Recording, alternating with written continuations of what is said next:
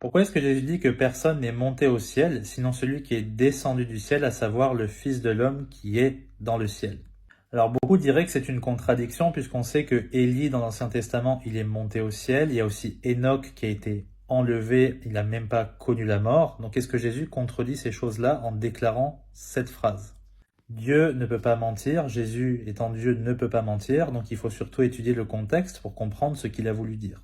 Déjà, il s'adresse à Nicodème, qui est un docteur de la loi et qui voulait secrètement le voir parce qu'il l'admirait très certainement. Et Jésus va le prendre de court et lui expliquer comment être sauvé.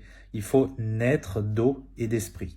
Et pour lui, c'était très difficile à cerner. Il n'a absolument rien compris. Il lui demande, est-ce que je dois rentrer dans le ventre de ma mère et ressortir? Comment est-ce que ces choses sont possibles? Et donc Jésus va lui expliquer ceci.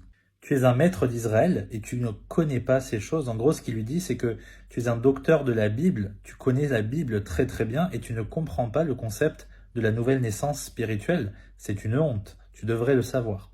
À partir du verset 11, écoutez bien, en vérité, je te le dis, que nous disons ce que nous savons et que nous rendons témoignage de ce que nous avons vu, mais vous ne recevez point notre témoignage. Qui est le nous ici? Ça fait référence à la Trinité. Il y en a trois qui rendent témoignage dans le ciel, le Père, la Parole et le Saint-Esprit, et ces trois-là sont un. C'est à ça que Jésus fait référence.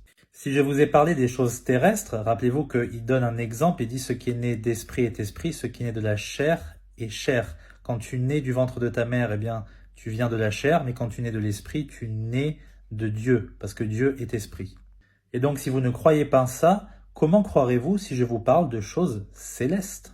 Et c'est là qu'il nous sort le fameux « Personne n'est monté au ciel, sinon celui qui est descendu du ciel ». Qu'est-ce qu'il a voulu dire?